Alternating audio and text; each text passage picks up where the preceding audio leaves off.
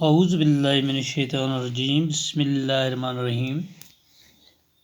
پیارے بچوں، آج کا ہمارا موضوع ہے چغلی کھانے والا، کلاس 6 سبجیکٹ اردو۔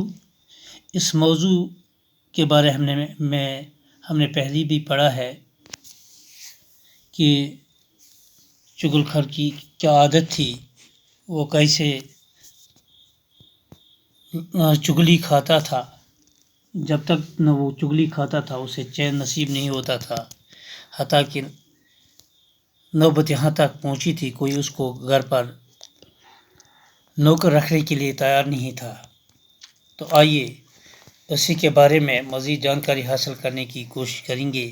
اس کا بعد میں ایک کسان کے ساتھ ایک معاہدہ ہوا اور اس نے اسے کہا کہ مجھے 6 ماہ کے بعد ایک چغلی کھانے کی اجازت ہونی چاہیے، اور وہ اس وقت کا بے چینی سے انتظار کر رہا تھا۔ آخر وہ وقت آ گیا تھا جب وہ شرط کے مطابق کسان کی چغلی کھا سکتا تھا۔ آئیے ہم مزید اسی چغلی خور کے بارے میں جاننے کی کوشش کریں گے۔ تو ہم سیدھے پیج نمبر 6 پہ آتے ہیں اور پیرا 3 سے ہم شروع کرتے ہیں۔ ایک دن کسان اپنے کھیتوں میں کام کر رہا تھا اور گھر میں اس کی بیوی اکیلی تھی۔ یہ دیکھ کر چغل خور اس کی بیوی کے پاس گیا اور بڑے ہمدرد بنتے ہوئے کہنے لگا، کسان کوڑی ہو گیا ہے اور اس نے اب تک یہ بیماری تم سے چھپا رکھی ہے۔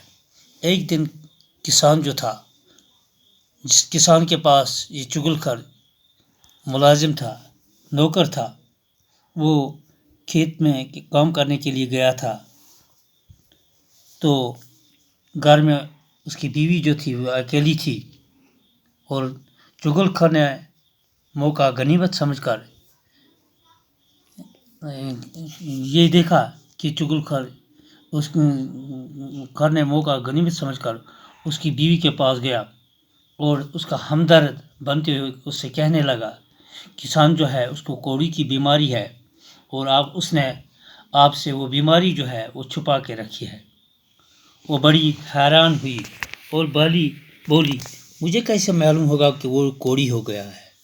چغل خور نے بتایا کہ کوڑی کا جسم نمکین ہو جاتا ہے۔ ہاں، تو اس کی بیوی نے چغل خور سے کہا حیرانگی کے عالم میں کہ مجھے کیسے پتہ چلے گا کہ یہ چغل خور جو ہے اس کو کوڑی کی بیماری ہو گئی ہے۔ اس نے کہا کہ کوڑی کی بیماری جس کو لگی ہوئی ہوتی ہے اس کا جسم نمکین ہو جاتا ہے، اور آپ اگر اپنی تسلی کرنا چاہو تو کسان کے جسم کو چاٹ کر دیکھ لو۔ کسان کی بیوی چغل خور کی باتوں میں آ گئی۔ اس نے کہا وہ کل کسان کا کھانا لے کر کھیتوں میں جائے گی تو کسان کے جسم کو چاٹ کر ضرور دیکھے گی۔ تو اس نے واپس اس کو جواب دیا کہ کل میں کسان کو کھانا لے کر کھیتوں میں جاؤں گی اور وہاں اس کے جسم کو چاٹ کر ضرور میں دیکھ لوں گی کہ کیا وجہ ہے۔ چغل خور کسان کی بیوی سے یہ بات کر کے سیدھا کھیتوں کی طرف گیا۔ تو کسان نے یہ بات اس چغل خور نے یہ بات مکمل کی اور وہ کھیتوں کی طرف گیا جہاں کسان اس سے پہلے کام کر رہا تھا۔ کسان کھیتی باڑی کے کاموں میں لگا ہوا تھا۔ چغل خور کسان کے پاس پہنچا اور اس سے کہنے لگا، تم ادھر کھیتوں میں کام کرتے پھر رہے ہو اور ادھر تمہاری بیوی پاگل ہو گئی ہے۔ کسان کھیتی باڑی کے کام میں، کسان جو تھا اس بیوی کا شوہر، وہ کھیتی باڑی کا کام کر رہا تھا۔ چغل خور جو ہی اس کے پاس پہنچا اور اس سے کہنے لگا، تم یہاں کھیتوں میں کام کر رہے ہو اور آپ کی بیوی پاگل ہو گئی ہے۔ کسان بڑا حیران ہوا۔ چغل خور نے اسے یقین دلاتے ہوئے کہا کہ میں سچ کہہ رہا ہوں، وہ تو پاگل پن میں آدمی کو کاٹنے دوڑتی ہے۔ کہا کہ آپ کیوں حیران ہو گئے؟ اس میں حیرانگی کی کوئی بات نہیں ہے، میں سچ کہہ رہا ہوں۔ اور اس کو یقین دلایا وہ تو پاگل پن میں آدمیوں کو کاٹنے دوڑتی ہے۔ کاٹنا شروع کرتی ہے۔ کسان کام کاج چھوڑ کر سوچ میں پڑ گیا۔ اس نے دل میں سوچا کہ نوکر ٹھیک ہی کہہ رہا ہوگا۔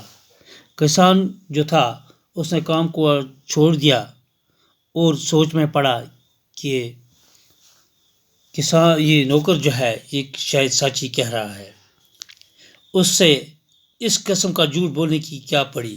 یہ کیوں مجھے اتنا خطرناک جھوٹ بولتا؟ اس کو کیا ضرورت تھی؟ چغل خور نے اس سے پریشان دیکھ کر کہا کہ تمہیں میری بات پہ یقین نہیں تو کل جب وہ کھانا لے کر آئے گی تو اس وقت دیکھ لینا۔ چغل خور نے اس سے کہا کہ اگر آپ کو میری بات پہ یقین نہیں ہو رہا ہے تو کل جب وہ آپ کو کھانا لے کر آئے گی تو آپ دیکھ لینا کہ وہ کیا کرے گی۔ جب وہ کھانا لے کر آئی تو اس وقت دیکھ لینا کیا وہ پاگلوں کی طرح انسان کو کاٹنے کے لیے نہیں آتی ہے یا نہیں آتی ہے، تو پھر آپ کو اس بات کا یقین ہوگا کہ میں سچ کہہ رہا ہوں یا جھوٹ کہہ رہا ہوں۔ تو آج کا ہمارا موضوع جو ہے یہیں پر اختتام پذیر ہوتا ہے۔ دیجیے اجازت، شکریہ۔